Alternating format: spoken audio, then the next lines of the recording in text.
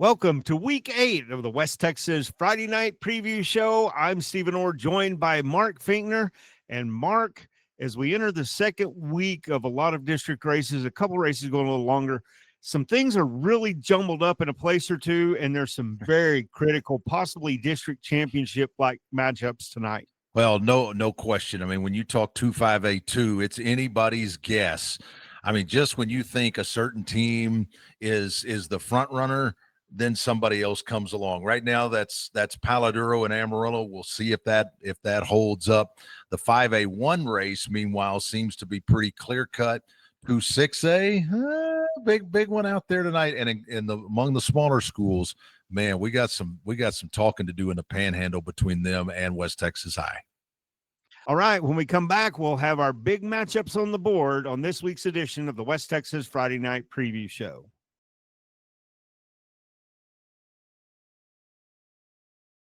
Welcome back to the West Texas Friday Night Preview Show. Mark, time to take a look at those top matchups. And last year, our first one is Midland Legacy at Friendship. Friendship won this one 51-48 last year. I'm not sure that's the game we're going to see this year. I actually disagree with you because this is the 10th all-time meeting between these two. In all of the previous 9 games, the winner has had to score 49 or more. So in all but one of those previous 9, the winner has scored at least 50.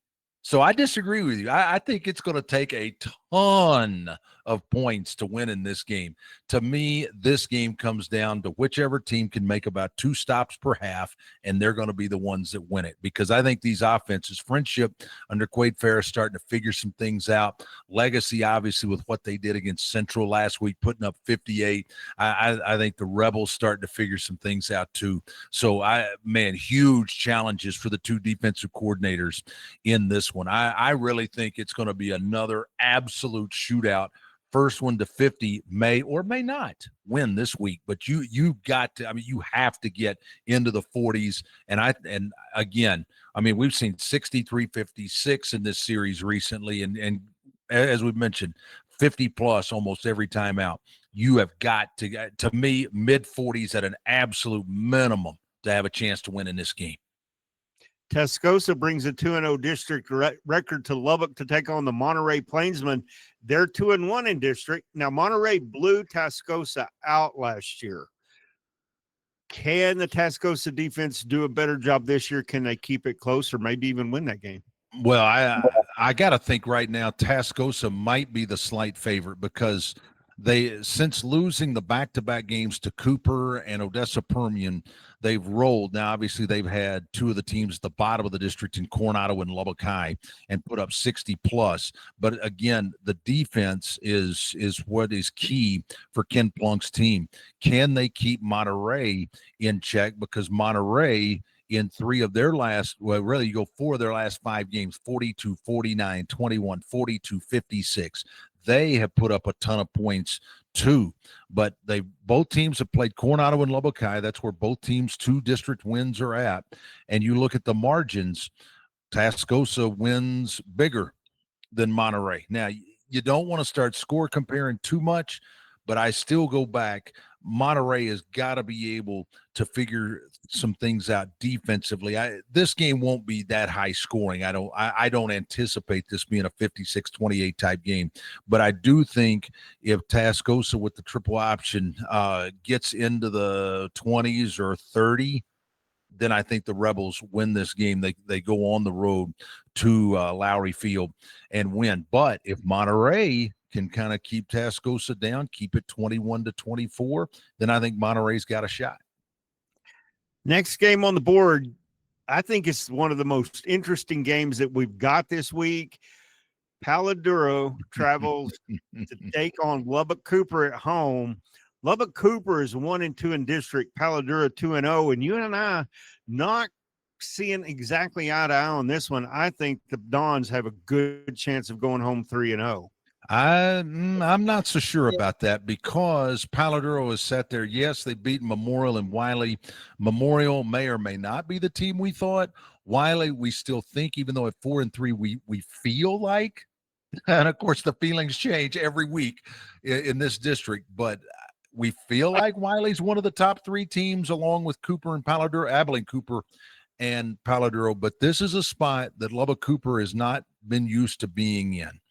I don't want to, I used that term a few weeks ago about being backed into a corner and Memorial fell flat on their face when I said that. So I'm not saying that, but if Lubbock Cooper is going to get into the playoffs, their 3 remaining games, because they're open in week 11, they have Paladuro at home, at Memorial next week, Wiley on Halloween night. They must win at least 2 of those games to have a shot at the postseason. Chip Darden and that coaching staff, too good. Now, absolutely tell you nothing away from Coach Mims and what the Dons have done with 5 straight wins. But you wonder, okay, they blew out Memorial, tough game, but they beat Abilene Wiley at home. Is Paladuro getting some of the attaboy treatment? To me, that's the one thing that Coach Mims has to worry about a little bit to make sure that his guys are still grounded. They've won 5 in a row. They've been impressive in all 5 of those games. Now, is there a letdown after they see Lubbock Cooper get beat by 50 against Abilene Cooper? To me, that's where to me this is as much a mental game as it is physical, because both teams have a ton of physical talent. To me, this is a mental test for both teams. But man, oh man, what momentum will Paladura have coming out of Lubbock with the win? It'll be large. I mean, they take a huge step towards the district championship because they're the only team right now in 2-5A2 that's still undefeated in district play. So, I mean, yes, this is a huge game for the Dons, but it's an absolutely huge game for Lubbock Cooper too. The Wallhawks take on Coahoma, and it's a big game on paper. Last year it was 48-6 Wall. I don't know that Coahoma has the horses to stay in this one. I don't either. I just think Wall is on a mission, ranked number 1 in the state, according to Pigskin Prep this week. The Hawks are a 4 to 5 touchdown pick, depending on which service you look at. It may not be that wide, but it very well could be that wide. I just think it's Wall up here, rest of the district, Coahoma next, and then some of the others. But this is all Wall all day. But this game is for the District 4-3A2 title. Panhandle Panthers and West Texas High. This is the candidate for our high scoring game of the night. There will be points scored, and there will be a lot. I think this one, much like Legacy and Friendship, it to me, because these 2 teams are so good offensively.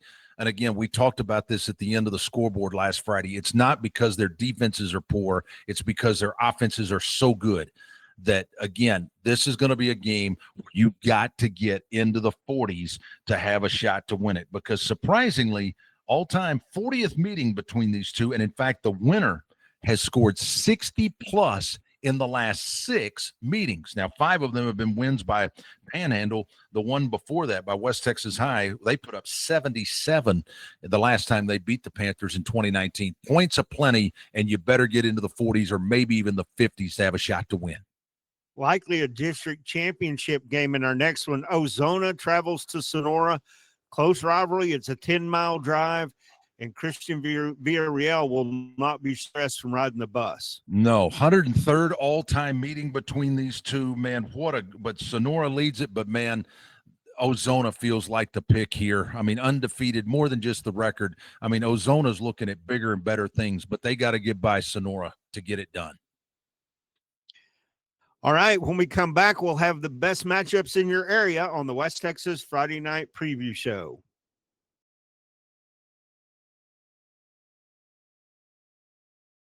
Welcome back to the West Texas Friday Night Preview Show. Mark, time to head to the South Plains, talk things all Lubbock area, starting with Coronado at Caprock, 2 teams that have struggled all year, but somebody's going to win. Well, this is definitely an elimination game for the loser. I mean, they're combined 1-12, 0-5 in district play. Coronado's 0-3. Caprock's had their bye already. They're 0-2 in the district. I mean, if either one is even going to sniff a shot at the playoffs, this is an absolute must-win for both teams, considering who they have left. I mean, they both still have Lubbock High as well. So you win those 2 and find a way to be one of the top 4, then you got a way to sneak into that 4 spot. But you don't do that if you don't win this game. Lubbock High hits the road. They go to Shotwell to take on the Abilene High Eagles. Tall order for the Westerners. It is, but you know what? When I started looking at the history, I thought, okay, these two teams, back in the 30s, 40s, and 50s had to have played a lot. They really have not. This is only the 20th meeting all time between these two schools, which I found was quite interesting. And the fact that before last year, when they finally got put into the same district, Stephen, the last time before last year that they played? I don't. 1957. Crazy. Now, with all that being said, Abilene won 69-14 last year, and I expect it to be something very similar to that at Shotwell. Idalou gets their district opener against Lubbock Roosevelt. This was all Idalou last year, and Idalou has looked really, really strong so far this year with their sole issue coming up with Wall, which who hasn't had an issue with Wall? Right. No doubt. And I mean, of course, these two teams just separated by about 10 miles there. And I mean, we talked about the war on 84. You talk about the, I don't know if there's a good catchphrase for the battle on 400 or something along those lines, but this is a critical game for both teams. Roosevelt would like to really throw a monkey wrench in the 2-3A2 race, and they would do that with a win.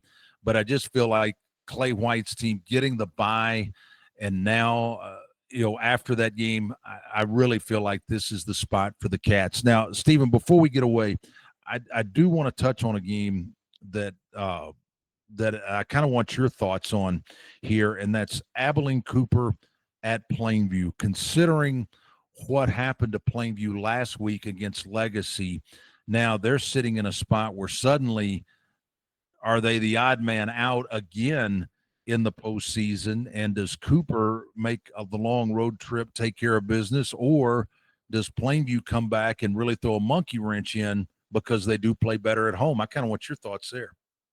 Plainview has played well at home this year. Abilene Cooper coming off that big win, they face the same type thing that we were talking about earlier with Palo Duro. You better not look past the Bulldogs. You need to get yourself lined back up and ready to go, because this district is all upside down. No win can be taken for granted. I do think Cooper is slightly better, but again, the Bulldogs at home have been very tough this year. Well, and Blaze Mayberry, I think he again, we've talked about this several weeks back. I think he's one of the better quarterbacks that just does not get the credit he deserves in his fourth year as the starter. I mean, there are very few quarterbacks in the state of Texas at the 5A level that get to start as a freshman and keep their job for 4 years. It's not to be undervalued what he can bring, especially at home. This is a huge game, in my opinion, for Plainview, and I think they're going to play well. I don't know if they win, but I do think they're going to rebound after being embarrassed by Legacy last week. Another big one right there outside of Lubbock, New Deal travels to take on Abernathy. And Abernathy is absolutely the walking wounded. I think they have 5 starters that are out right now due to injury. And New Deal, a team that is rebounded this year, that's going to be a tough game. And the other 2 games in that district as well, we'll toss those in at the same time. You've got Post taking on Olton, and then New Home. And Floyd Ada squaring off. Yeah. New Home. Probably going to get the win there, but those other games vital. No question. I mean, New Deal really kind of threw a monkey wrench here, as we talked about a minute ago, with what they did against Post last week. That is one of the more impressive wins on the board in 7 weeks that we've done this. To go on the road, beat Post. One service had them as a 26-point underdog, and they go in there, and not only do they win, I mean, they won handily. Now, I mean, you can say, well, Mark, it was 2 touchdowns. Well, considering you were a 26-point underdog and you won by 14, that's 40-point difference in what at least what one prognosticator thought it would be. I mean, Matt Hill's team can suddenly, if they make the whole 5-mile jaunt up 27 to Abernathy, and again, these two, somewhat fierce rivalry. I mean, probably the peak of this rivalry came in 1987 when those two played for the regional championship, a game that New Deal won to go to the state semifinals, and they played in Plainview in that regional final in the 87 regional. But I do think if New Deal wins here, it really sets up for New Deal and New Home in 2 weeks for the district title. Sudan is traveling to take on the Lockney Longhorns, both 1-0 in district. Sudan's at 5-1, Lockney at 3-3. Last year, Lockney won this one 57-42. Can Lockney? I mean, these are two of the better teams in the district right now. They are, and we have not talked enough about the Hornets this year and what they've done. Some people may say, well, look at their schedule. Well, okay, let's look at their schedule. They've beaten Olton and Tahoka and Vega, who are all 3-3 teams. They beat Plains, who's 2-4. Crosbyton in their district opener at 1-5. They win 50-6. Their one loss was against Ropes, who's 5-1, and it was handled. But I do think Sudan has not been talked about enough. And right here in this spot against Lockney, if they win this one, it sets up a great matchup next week, at Sudan, between Hale Center and Sudan, for the probable district championship there. But they've got to take care of business against Lockney. But that won't be easy. But I think Sudan up for the challenge. Seagraves and Tahoka face off in what's a critical game. This game went to overtime last year, Tahoka winning. But Seagraves winning it. They're 4-1 on the year. Seagraves quietly has been very good. Can they take care of the Bulldogs? Another one that kind of has flown under the radar because their first game got weathered out and they just kind of fell by the wayside, so to speak. They beat Vega. They lost to Post, and most people thought, oh, okay, well, Seagraves not really that good. Well, what have they done since then? They've beaten Bovina 37-0, Rawls 35-0, Plains 31-7. That the Eagles have just been very workmanlike in winning these last three. And I mean, Tahoka won 10 a year ago. This is a big game for them because they lose this when they drop to 0-2 and out of the district championship running. This is a big game for the Bulldogs. All right, when we come back, we're going to have all the top six-man action coming up tonight.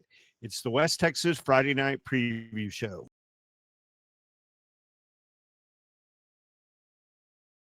Welcome back to the West Texas Friday Night Preview Show. Stephen Orr and Mark Finkner. And Mark, time to take a look at those games in the Panhandle. Let's start with a desperation game for two teams, Lubbock Coronado and Amarillo Caprock, two teams that have had a pretty rough go this year. Well, no question. I mean, a combined 1-12 between the two. I mean, if either of these teams is going to have any shot at the postseason, a win is a must. This is an elimination game, no question about it. Playing Friday night at Dick Bivens Stadium. Glad that they get the Friday night primetime spot here. But, man, Coronado, can they get over that hump? I mean, Caprock's at least tasted the victory once this year. We shall see, but obviously the loser is definitely out for a playoff spot. The Dumas Demons travel to take on the Canyon Eagles. This is a very interesting game to me. Well, and the fact that kind of like, to an extent, it's kind of like Coronado Caprock, although these two teams have had good records. They're both 4-2, 0-1 in district play. Canyon still trying to, I don't know. I mean, kids will adapt.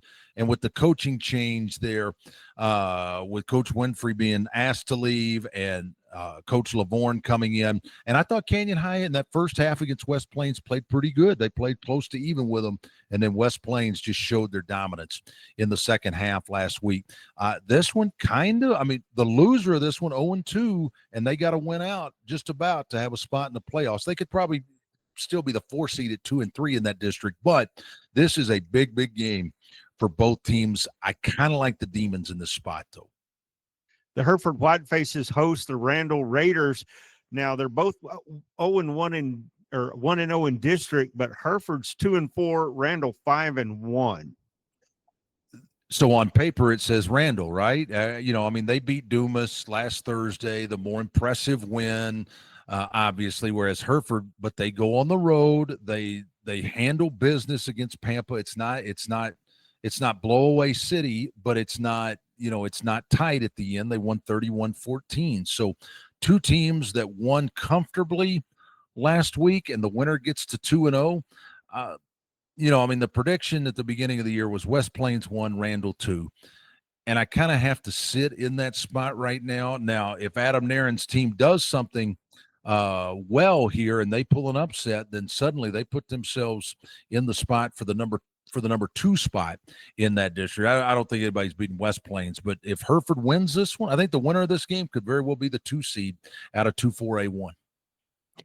The Borger Bulldogs travel to take on the Cooper Liberty Patriots. Last year, Borger won this game 54-23. Borger's 0-6. Liberty is 6-1. Think we might see a little bit different outcome this time.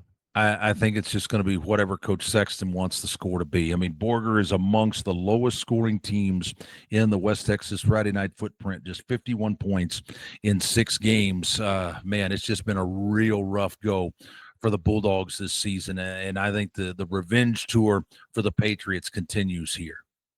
The Tulia Hornets travel to take on Childress. Tulia coming off that brutal loss to Dimmitt last week. Childress not a place to rebound. No, sir. And you just wonder, okay, how does a game like that where Dimmitt's quarterback, Caden Carpio, goes for just 105 yards passing, but 485 yards rushing on 42 carries. Now, I don't think Childress's offense is designed quite like that, but I do think Tulia, they've got a real gut check here against Childress. I mean, right now it appears Canadian, and then either Childress and or Dimmitt in the 2 and 3 spots, and then Tulia and Friona going to fight for that final playoff spot in 1-3-A-2. But yeah, you're right. Going to Fair Park Stadium this Friday, not the place I'd really want to be if I'm the Hornets.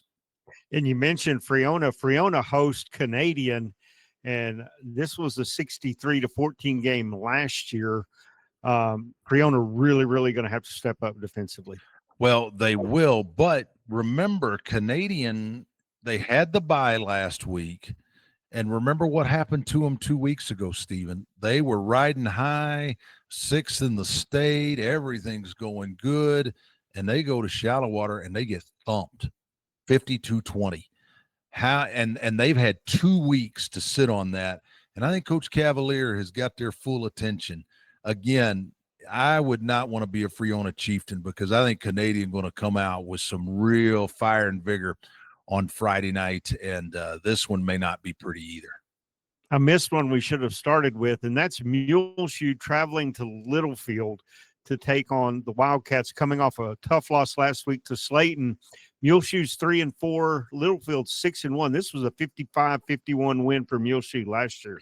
Well, I mean, the war on 84 North, or some would just call it the original war on 84 between these two. Now, obviously, Post and Slayton have they've got their, they say they have the war on 84 too. But yes, 74th meeting, these two teams, the two communities. I mean, it's just amazing because through the years doing Little League PA and having both Muleshoe and Littlefield teams, getting to visit with coaches and different things, whenever those teams met, even in Little League, the stakes are raised. I mean, these two communities just don't.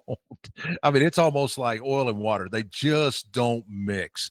But I do think, to your point, that this could be another high-scoring game. I don't know if it's both teams in the 50s, but I could see this in the high 30s or 40s. I do think Littlefield is the choice here to rebound and get even in district play. The Sunray Bobcats host Highland Park. Sunray still looking for the win column this year. Can they find that at Highland Park? Well, they get them at home and possibly, and it's good that Sunray, as Cale Steed told us a couple weeks ago, finally getting to play at home after the storm, the first, right around August 1, that did all kinds of damage to their stadium and had to play the first, I think it was 4 away from home. If Sunray's going to get in the win column, this might be their chance. But man, Highland Park sitting there realizing, hey, this is a game we got to have if we're going to be a postseason team. With only 6 teams in that district, this is kind of an elimination game too. I mean, we've seen some of these already.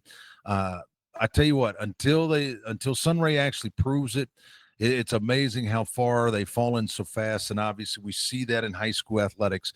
Give me the Hornets in this spot.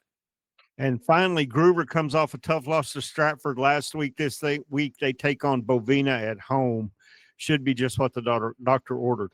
Well, it should be anyway. Now, how they respond to that is a different story. But I've got to think that Gruber's going to come back, do the things they need to do, and take care of business here and roll in this spot to go ahead and get their sixth win of the year. Because last time they came off a loss, they beat Clarendon 49-0. I think something similar to that here. All right, when we come back, we've got the top six-man matchups in the area on the West Texas Friday Night Preview Show.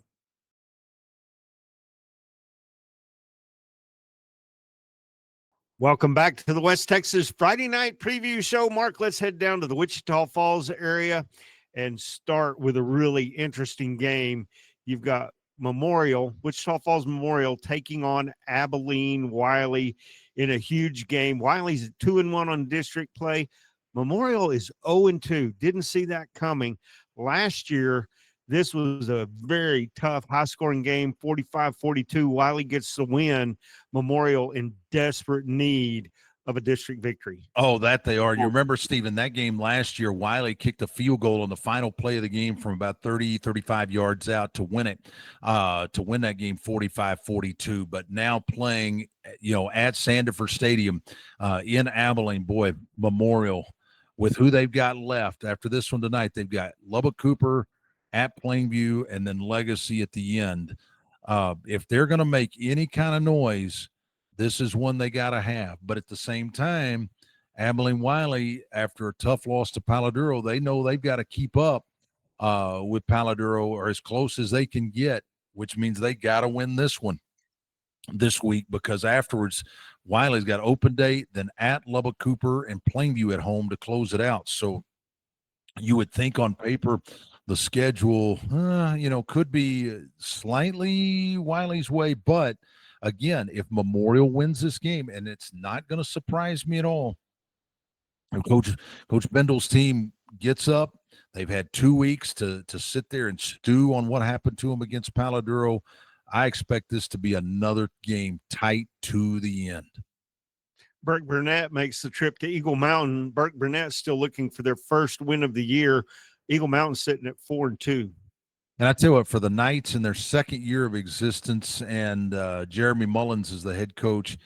I mean, man, I remember seeing that kid when he was the old knee high to a grasshopper, when he was at Hale Center, watching his dad on the sidelines in the early 90s. When Jeremy was just a little guy, he was the ball boy on Friday night when I first started doing games for Hale Center. And Jeremy was Keith's ball boy. And I mean, it's so neat. He's had all the success at Tolar and now gone to Eagle Mountain. And I mean, if you've not seen that facility, holy smokes, what a wonderful place to play. I mean, that stadium is second to none in the state of Texas. I mean, it rivals anybody. It is a superb place to play. And I do think Eagle Mountain makes things right after losing to Brock last week, and I think they get the win column easily against Burke Burnett. Graham takes on Bridgeport. They host Bridgeport. Graham's at 4-1, Bridgeport at 2-4. I think the Bulls are going to struggle against the Steers in this one. Yeah, I mean, I got to believe that as well, because Graham knows they've got Brock coming. They cannot slip up if they're going to have any shot to repeat as district champions. I mean, on paper, yes, it looks like Graham easily, but I think the Steers and Coach McChristian looking at a bigger fish to fry here in 2 weeks. He needs to make sure his young team just continues to evolve and grow and improve right here, and especially playing at home this week, Steers, and could be big. And Brock at home hosting Mineral Wells. They're 6-0. Mineral Wells comes to town with a 1-0 district record. Last year, Brock shut them out 21-0. Yeah, a little bit lower scoring than you might think, but I think this go around, I think Brock's out to send a message to anybody and everybody that they play. I mean, again, kind of like Graham, their eyes are way past district, not overlooking anybody by any means. I'm not saying that. But I'm just saying, some teams' goals is to try to get to the playoffs. Brock's goal is trying to get past Carthage and into Week 17 at AT&T Stadium, and they know that they've just got to keep getting better, no slip-ups here. Going to be a tough night for the Rams, I'm afraid. Bowie travels to Boyd. Both of these teams are 3-3. Bowie got a nice district win last week. Can they carry that momentum on another week against Boyd? They can, but I think this game is going to be closer than a lot of people think because of, I mean, even though Boyd is at 0-2 right now, when you play in one of the toughest districts in the state of Texas, top to bottom, Stephen, this is one of the only districts as you go into Week 7 where every team is at least 500 for the year. Now, that's probably going to change this week. I mean, Iowa Park at Ponder again with the injuries that Coach Wood's team has. That's going to be tough. But I do think Boyd, I mean, they played relatively close. I mean, they only lost by 3 to Ponder. Now, Vernon kind of got them last week. But I just think this is going to be a close game because they only lost to Ponder by 3. Bowie beat Ponder by 6. So and playing at Boyd, I think Bowie wins, but it's sure not going to surprise me if Boyd gets their first district win. Henrietta at Wichita Falls City View. And of course, we were a little bit surprised last week when City View lost to Jacksboro. They need to right the ship quickly. Oh, no question. As Coach Levison's team has got to get it figured out and quickly because Henrietta is, I mean, they're definitely a good foe. Now, obviously, against Valley View last week for Henrietta, not really the showing you look at. But you look at Henrietta a minute, and sometimes we don't talk about the teams east of Wichita Falls enough. But you look at Henrietta, their 2 losses are to Windthorst, but they put up 42 against the Trojans. They won at Burke Burnett. They beat Boyd. They beat Lamesa. They lost at Stanford, but somewhat respectable. Not great. Lost 31-13, but Henrietta, decent team. Whereas City View, they started 4-1.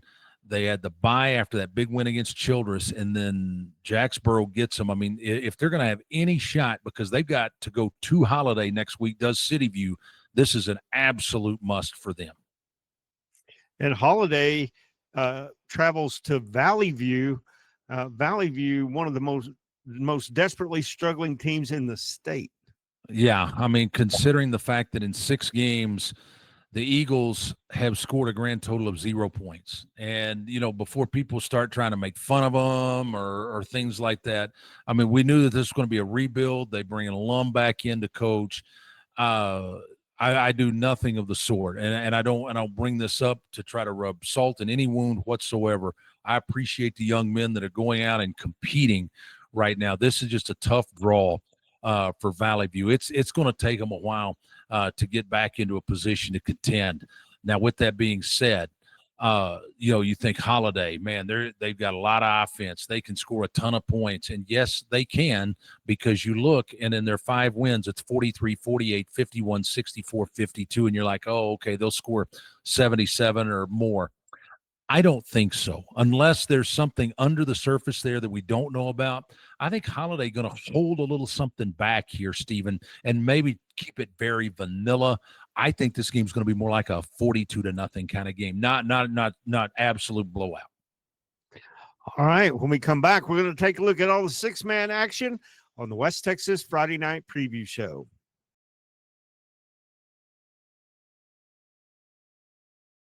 Welcome back to the West Texas Friday Night Preview Show. I'm Stephen Ord. Mark, time to head down to the Permian Basin, and let's start with Odessa at Midland.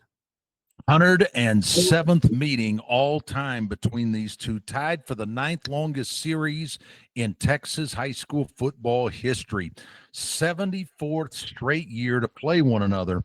And it's been a good rivalry. It's not been a real one-sided deal. Midland leads 56-50. Now, recently it's been Midland. They've won 11 straight times, including last year winning 54-21. And they won a lot of games kind of in that fashion in this stretch. The last time Odessa beat Midland High, got to go back to 2013 when they beat them 35-30. Now, when you look at these two on paper, yes, it's Midland again. but I wouldn't necessarily count Odessa out just yet. Yes, they've really struggled. They've not they've not reached the win column. They had a season low 7 points against Permian last week, coming off the bye. But again, when the Odessa school plays a Midland school, there's always a little extra juice to it, whether it's at Broadband Stadium like this one or at Ratliff. There's always some extra juice. I think Midland is the pick here, but Steven, something just tells me that Odessa High is going to rise up because they know when you start looking at the rest of their schedule, they've got Friendship at home, San Angelo Central at home, at Midland Legacy, and they're going to feel like, hey, if we can get Midland, who's 1-5, if we can get Midland, we got a real shot at the playoffs because that'll give them some momentum, and then all they got to do is win one of those last three, and they're in the playoffs. Same for Midland High, though. If they win this one, again, Central, Legacy, Permian, they win one of those three, and they're in the playoffs. So from that perspective, this is going to be a closer game than I think most people think. Well, let's look at the Permian Panthers. They host San Angelo Central, and they're 5-1 overall, but they're 1-0 in district, just like Friendship and Midland Legacy. They're going to want to keep pace at the top of that district. Well, they are, but for Permian to win, they've got to do a good job of containing San Angelo Central because Central has scored 40-plus in their last 4 games. Even in their 2 losses, they scored 21. So Central can score, as a lot of these teams in the district can. To me, it comes down to, can Central get some stops against Permian at Ratliff? We shall see. To me, that's the one unit. The San Angelo Central defense has got to rise up. They've got to get stops. This game cannot be a track meet, even though Central can score a lot. Central cannot get into a track meet with Permian. Now, if they were at San Angelo Stadium, at home, you feed off that. On the road, they cannot get into a track meet. If they do, they have absolutely no shot. Central has to try to keep this game in the 30s if they're going to have a shot to win.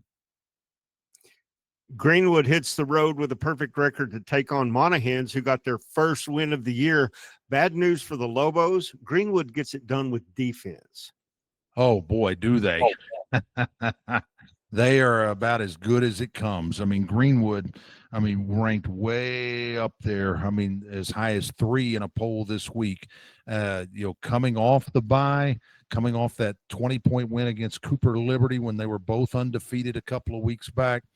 To me, okay, does Greenwood knock the rust off, and do they get right after it against Monahans, or does it take them a quarter or two to do so? Now, if Monahans wins this game, Randy Hogan will do a 6-minute report for us, I think, this week on the scoreboard. I don't see that happening.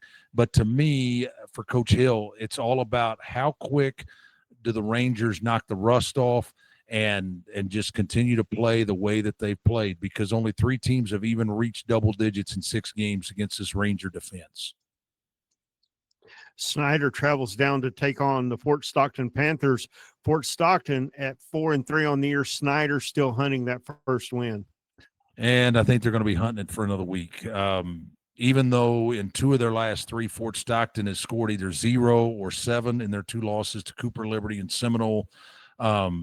Snyder gave a good account for themselves. And really, in 2 of their last 3 games, they've done all right. Lose to Big Spring 51-34. Okay. They season high in points. They just didn't slow the Steers down. Levelland was a letdown for them, but I thought they played well against Monahans, in hearing from Randy Hogan with the recap of that one. But man, I'm afraid Snyder, this is going to be a tough one, because Fort Stockton, they're wanting to sit in there. They need a win to start trying to improve their slot in the 4A playoff position. Fort Worth Christian comes to town to take on Midland Christian. This ought to be a dandy of a ball game. Yeah, I want to talk about this game a little bit, because these 2 teams are 2 of the higher ranked teams out there in the state in Division II in TAPS action. Fort Worth Christian right up there at the top, 6-0, 1-0. They have beaten all comers, and they've beaten them handily, with the exception of Fort Worth Trinity Valley, a 2-5 team that they only beat 61-52. Granted, they're 15, 16, 17-year-old kids. They're going to have a night where maybe things don't go right. Meanwhile, for Phil Dawson in his first year at Midland Christian, they lost to Graham in week 1, but a tough game. They've been the masters of this, in the one-score games. They're 3-0 this year. They beat Dallas Bishop Lynch. They beat Bushland in overtime. They beat San Antonio Cornerstone, all by either 3 or 4 points. They lost kind of big to Friendship, 41-13. But then come back against Fort Worth Southwest Christian, who was undefeated before last week, and beat them big, 56-14. Now they get another Fort Worth team coming to them. This game, even though Fort Worth Christian on paper is about as good as there is in TAPS Division II this year. However, Midland Christian has just shown me something. I think it's going to be a one-score game, and if it is, give me the Mustangs to pull another one from the ranks of the unbeaten. And hey, how about MC? I think they're going to go to 2-0 with a little bit of an upset here against undefeated Fort Worth Christian. Stanton goes to Grape Creek looking for a win. They're 1-5. Also, let's throw in there Forsan and Colorado City in a 1-5 versus 0-6 matchup.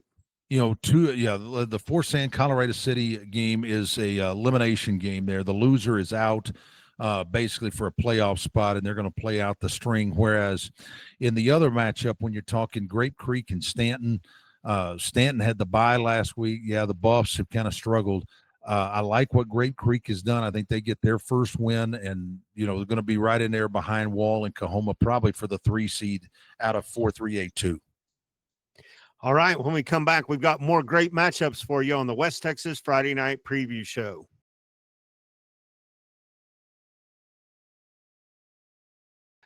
Welcome back to the West Texas Friday Night Preview Show. Mark, let's head down to the Concho Valley and start with 6-0 Junction taking on Bracketville. Bracketville's 4-0 or 4-3, but they're 3-0 in district. Junction only 1-0 in district. Yeah, because they had Rock Springs in that district last year, and they just didn't have enough kids to play 11-man. So they're playing an outlaw 6-man schedule this year, and Junction had an early bye when that was supposed to be a 7-team district. So it is a little different there this year, but the Eagles ranked as high as 5 in the state by the AP3 in Pigskin Prep this week. The Eagles 6-0 on the year. They make the road trip to Bracketville. This is going to be the potential hiccup for the Eagles, but this team last year made believers out of me, 10-plus wins a year ago, and I think they're on their way again. Give me the Eagles on the road. Some people think it could be a blowout. Some think it could be a couple of touchdowns. I like Junction in this spot by 2 to 3 scores. San Angelo Central makes a trip over to Permian. Last year, this was a 3-point game. Central, what are they? We've seen a little bit of both from them. Permian certainly seems to be rolling. Permian at least seems to be the quality at the top of the league right now, the top of the district at 5-1. Really, the only team with a real, close to above. In fact, they're the only team above 500 overall, as they've won 5 in a row. They took business. They took care of Odessa High last week, 49-7. They've really only had one tight game in that 5-game stretch, and that was the one that they won back in week 4 at Tascosa on a Thursday night, 23-21, when Tascosa had opportunities in that second half, turned it over twice in plus territory, or otherwise they may have beaten Permian. But Central, to your point, they've been a little Jekyll and Hyde, but they've continued to score, though. We talked about that last week going into their game against Legacy. They've now scored 40-plus in 4 straight games. So you better watch out, but they got to figure it out on the defensive side. You can't give up 50-plus. But in this district, we talk about it all the time. You got to score, and you got to score a lot. You just got to get some stops. Yeah, it's some. And that's where I think Permian is better because you look at what they've done. They've not allowed more than 27 in any game this year. So I think from that standpoint, Permian got to be the choice. San Angelo Grape Creek hosts Stanton. Grape Creek is 4-3. Stanton 1-5. Now Stanton won this game 35-12 last year, but Grape Creek has been playing pretty good football for the most part. They have played better. The Eagles have played better, and I do think that they pick up their 5th win of the year. They go to 1-1 in the district, and could be, right in there. By after Wall and Kahoma, it's probably Grape Creek is the 3rd best team in that district. So it's good for the Eagles, but they do need to take care of business here against Stanton and not slip up at home. But I think Grape Creek up for the challenge. Eastland travels to Brady to take on the Bulldogs. The Bulldogs get a team that is really struggling to find any traction. Well, they are, and you hope that for Eastland, it's just one of those years where Matt Landers implementing the triple option, because we saw what it could do at Roosevelt in 2001 when they went 14-1. To the state semifinals, to Gunner in the state semifinals there. So yeah, this is just going to be a year where you just kind of got to learn it, and it's unfortunate, but that offense just takes some time to learn. But you look at their schedule, man, it's not like Eastland's played a bunch of 1-5 teams. I mean, amongst the teams they played, Clyde, Comanche, Hawley, Clifton's 5-1. They get another good team in Brady this week. I think it's just going to be tough for the Mavericks. Now they've got to match up with winless Dublin next week at home. There's your real shot at a dub potentially for the Mavericks. But yeah, Brady going to be the pick in this spot, especially playing at home. When we look at District 3, 2A Division 1, I think we figured out, we feel like Sonora and Ozona, the class of that district. Then you've got Cristobal and taking on Reagan County. Cristobal's at 3-3, 1-0 in district. Reagan County 2-4 and 0-1. This is pivotal for playoff position. No question about it. I mean, when you talk about these two, you think that they would be 3-4. The winner of this game probably 3, the loser 4. Forsan and Colorado City combined 1-11. They're playing this week. The winner, that's an elimination game. Winner stays in, loser most likely done for a playoff spot. But to me, Stephen, how does Reagan County come back after having 94 put on them, and Ozona had the ball with a chance for triple digits last week? So how do the Owls rebound? And to me, that may be as big a question as any. I think just talent-wise, they can compete with Cristobal just fine. It's the mental aspect that for Reagan County, they've got to overcome that and be like, oh my gosh, you got to flush what Christian Villarreal and the Lions did last week to them, because that was just everything that could potentially go wrong for Reagan County did last week. They're not going to have another game like that. It's not going to happen to them again, but mentally, they can't let one loss become 2. That's why I think this is big. They're somewhat equal athletically and what you see when you start comparing scores and things. But how do they handle it from the mental side, to me, is going to be the biggest key for Reagan County this week. Harper travels to Mason. Both these teams 1-0 in district play, a pivotal matchup there as well.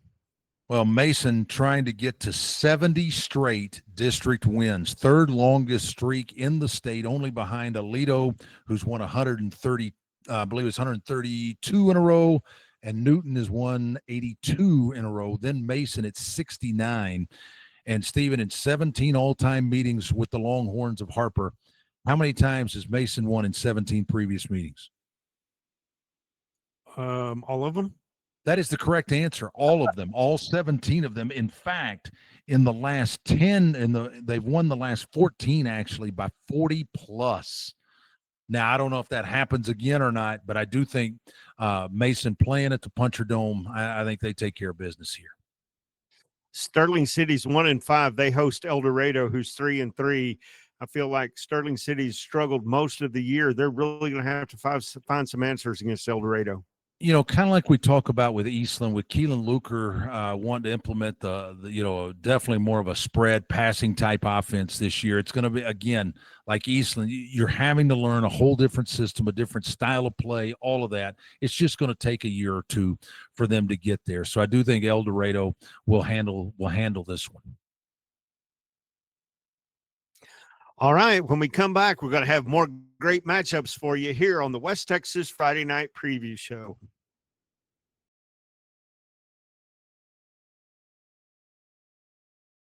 Welcome back to the West Texas Friday Night Preview Show. Mark, time to head down to the big country and some great matchups, starting with Abilene Cooper taking on Plainview, traveling to Plainview. Of course, Cooper off a big win last week.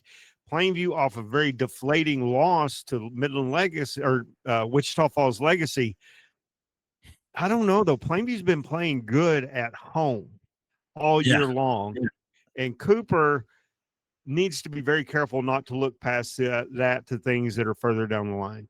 No doubt. I mean, you would think it's real easy after beating Lubbock Cooper by 50 that, no sweat, man. We feel great. We feel good. And we got Legacy next week. We're open. Well, we just kind of tune up before the last game of the year against Paladura for the district title. Not so fast. You look at how they played, has Plainview at home. To your point, they're 2-1 at home this year. They lost to Randall, who's 5-1, but that game was very close in the first half until Randall pulled away in the second half to win that opener. Then they won the shootout against Pampa, and then of course the one of the eye openers in 2-5A2. We've had several when they beat Lubbock Cooper 3 weeks ago, 37-22 in the district opener. But again, I like Blaze Mayberry. I think Plainview is going to be a very game team. They're desperate now after losing to Legacy. If they want to stay potentially in the district hunt, because they go to Paladuro next Thursday night. So this is a game they have to have. But for Abilene Cooper, after losing to Wiley a couple weeks back, this is one they have to have. The prognosticators lean Wiley, but this is, I'm sorry, Abilene Cooper, but they lean that way. I think Cooper is the better team, but again, we thought that when Plainview played Lubbock Cooper, so you just never know. Wichita Falls Memorial hits the road to take on Abilene Wiley in a must-win game for Memorial. And this was a shootout last year. I think it's going to be a knockdown drag-out this year as well. I think there's going to be a lot of points, and Coach Bendels had some time to really sit there and steam over this 0-2 start. I mean, this is not, what Memorial, and before that, obviously at Ryder, he's not used to being 0-2. So they're going to be a hungry team. There's no doubt in this one for Memorial. And the game was 45-42. Wiley kicks a field goal on the final play of the game last year to win. Now they get Memorial at home. How does Wiley rebound against Paladuro after the loss last week, after a long road trip? Man, I mean, on paper you think Wiley, but I sure would not put it past Memorial. I think this is going to be a terrific, fun game to watch. I don't know if it gets into the 40s this year, but I do see this as being another tight game between these two. To me, it's been a bit of a head scratcher with Memorial, though, just kind of how they've lost the last couple of weeks. Against Abilene Cooper, the game, even though it was 42-27, never really seemed in question because Cooper got the 2-touchdown lead and then just kind of kept Memorial at bay. And then you thought, oh, well, man, Paladuro coming to town, Memorial back against the wall, all this. And Paladuro just whipped them, 48-6, the line of scrimmage. They just whipped them. So, and I think that's the thing that Coach Bendel's team has got to be like, how are they going to rebound? But, boy, you look at Abilene Wiley, in district legacy, comfortable win. Abilene Cooper, 1-touchdown win. But, again, I think this is going to be a tight game. I see this one more like 31-28 type game. Stephenville travels to Marble Falls. And, Mark, when I look at the rest of Stephenville's schedule, I can't see a game they're not favored in regular season. And by a large margin. I think they definitely take care of business here. I mean, of course, they got, I believe it's, is it next week they've got Brownwood? I think, no, it's in 2 weeks, when they've got Brownwood, because Stephenville has Lampasas, who, boy, they had that game against Brownwood in the bag, and then Brownwood comes up with a late touchdown in that final minute to knock off the Badgers and kind of set up Brownwood and Stephenville in 2 weeks there between those two in Brownwood. So, but to your point, I don't think anyone challenges Stephenville at this point. Jim Ned takes on Breckenridge. In Breckenridge, the Buckaroos improved, playing a lot tougher, but I don't think they're ready for Jim Ned. Well, in the way that Jim Ned has been playing of late, they've gotten into the top 10 this week in the state, and I think the Indians are worthy of that ranking to be in that spot. Yeah, this would be a very tall order, big ask of the Buckaroos if they found a way. Now, if they keep it relatively close, something you can build on. The one thing you don't want to do if you're Breckenridge, especially at home, is let Jim Ned just come out and throttle you and win like 49-0 or something. You just don't want that. But I mean, obviously Jim Ned's the pick here, no question. But at the same time, Jim Ned's looking a couple weeks down the line after San Angelo TLCA next week. They have to go to Clyde, and suddenly that might be the district championship game. Comanche and Sweetwater at the historic Mustang Bowl. We'll see if Sweetwater is starting to get healthy and how much they have, because I think Comanche probably is the favorite in this one. Well, to an extent, yes, because to your point, Stephen, you can't take the win against San Angelo TLCA. I mean, you got 5 pretty decent teams in TLCA struggling. I mean, that's really the only way you can put it at 0-6. So the 69-0 win, I just don't know what to read into that. I read that Sweetwater went on the road and took care of business. That's really about what you read in that, whereas Comanche went to Jim Ned, lost 56-3 last week, and then now they've got to turn around and go right back on the road at Sweetwater. This will be a more entertaining game than I think some might think. But I think Comanche in a little bit better spot here. Eastland travels to Brady looking for a win, and man, the Mustangs have just not been able to put it together this year. I feel like Brady has the lead there.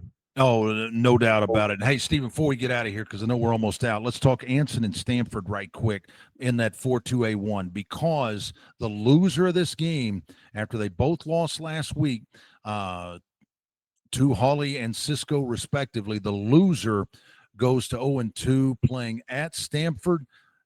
To me, Anson has more, even though they have the better record, it almost feels like after they lost last week, after being state ranked, that they may have more questions to answer than the Bulldogs. Well, yeah.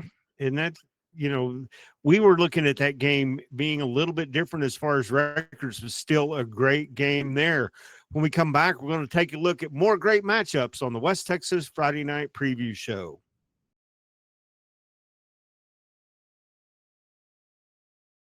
Welcome back to the West Texas Friday Night Preview Show. Mark, let's take a look at some 6-man action that really has our attention. Starting up in the Amarillo area, Boys Ranch Rough Riders take on the Claude Mustangs in Claude. Well, Claude trying to come back after that loss to Booker. A couple of close, tough losses here for Claude, now behind the 8 ball, because remember, only 2 teams go in 6-man to the postseason. And Boys Ranch, man, what a job that Lewis Kelly has done. We've talked about him from time to time this season. Just a tremendous run here for the Ranch. But man, this is going to be Claude. This is one they absolutely have to have if they're going to have any shot of getting into the postseason. Huge game in 1-1-A-1. One service thinks Boys Ranch close. The other thinks Claude by a bunch. It's going to surprise me if Claude wins by a bunch. Now, could they win? Absolutely. It's not going to be by a bunch. I think this game goes to full 40. Not going to surprise me either side. This is one of the most entertaining games in 6-man in the state this week.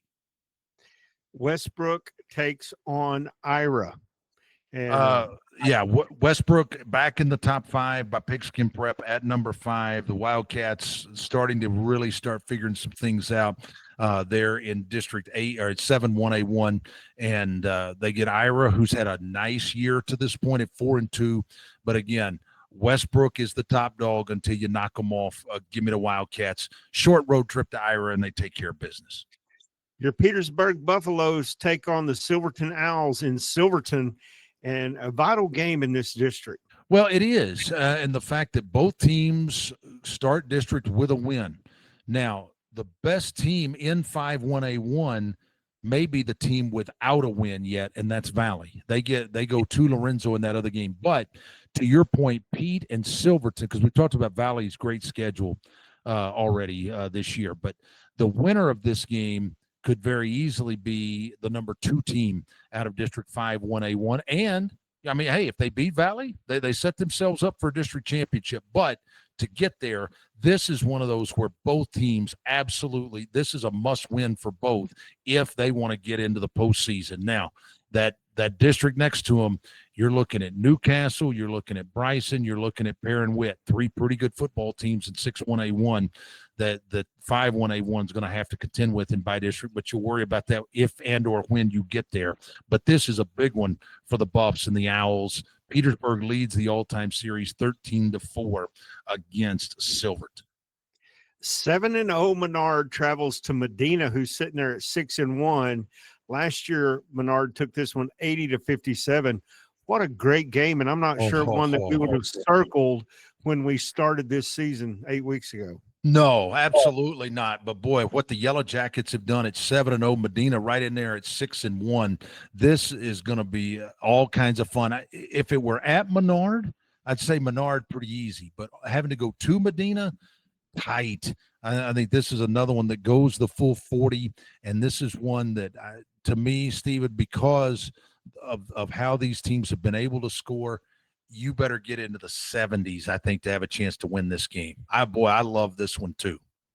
Historic rivalry. The Happy Cowboys travel to take on the Crest Kangaroos. Now, it's been a minute since Crest beat Happy, but this is an opportunity this year. It is, considering the fact that the Kangaroos at 4-3, but they desperately need a win after losing last week in their district opener. Happy had the bye in the 5-team district last week. But the Cowboys at 1-5, they've really struggled. I mean, they finally got it figured out against McLean for their one win. Some people think that Crest a slight favorite. Another service thinks Happy big over Crest. On the road, the Roos have lost 9 in a row to the Cowboys. I think that streak comes to an end. Give me Crest in this one. On paper, a good matchup. Borden County taking on Meta. But it is Meta's resume up to Borden County. We talked about this way back in week 1 when Meta won their opener, and every team on their schedule lost in the opening week. And I thought, maybe here's a spot for Meta to start working some magic a little bit, and that they did. They ran the table in non-district play, but then this has been one of the head scratchers of the year. Now, granted, they went on the road to O'Donnell, and O'Donnell was just 2-4 on the year with wins against Spur and Petersburg, and that's it. But O'Donnell's losses, Sands, Whitharrow, Ira, Nazareth, all very good football teams, and it showed. O'Donnell put the whooping on Meta. Now Meta's got their backs against the wall if they're going to get in the playoffs. And, man, Borden County is not the place that you want to try to get that win and get back into the district race. Now, Meta at home, they got a shot. Now, how big a shot? We shall see. I don't think much of one. Whitharrow takes on Amherst. We can't forget Whitharrow sitting there at a perfect 7-0. That they are, and I mean, they and Amherst have had some great battles through the years. This is the 58th all-time meeting between these two. Whit has won the last 4 in the series. They lead it 32-21-4 all-time between these two rivals. But I like, especially at home, give me the Panthers, and this could be a 45er. You mentioned Bryson and Perrin Witt earlier. They're facing off as well tonight. That's a good matchup there. Perrin Witt trying to get back in the win column after they lost their district opener against Bryson, who had the bye for the Cowboys there in week 1 of district play for them. And of course, you still got Newcastle, who's been state ranked, and don't forget about Vernon Northside. They're still undefeated at 6-0. They're sitting there on a bye this week, but man, Northside, they've got at Newcastle, Bryson, Perrin Witt. This is a very good district. And Knox City, just a little down this year, but man, any of those other 4 teams definitely have a shot. This Bryson, Perrin Witt this week, good one. Okay, Strawn takes on Azle Christian. This is a matchup of 2 really good football teams, and Azle Christian is scary good. They are. They're 6-1 on the year. Strawn is 5-1. And all right, so you want to look at Strawn's 1 loss to Gordon, their arch rival, but but look at what they've done in their last 3 games since then. I mean, they beat Valley and Knox City 45 to both, but since their loss, they went to Bryson 45, the Cowboys. They host Zephyr. They 45 Zephyr. That's Zephyr's only loss. They go to Ranger 2 weeks ago, and they 45 Ranger. They had the bye week. They've got Azle Christian. They're in a 4-team district this year, and they get Azle Christian, a team that is 6-1. Their only loss is to Irving Faustino, who has the 6-man longest winning streak in the state. They've won 17 straight, but the teams they've beaten, Azle Christian, they're all either no wins, 1 win. Give me Strawn to beat Azle Christian in this one and to knock them off. All right, that's going to do it. When we come back, we'll have our closing thoughts on the West Texas Friday Night Preview Show.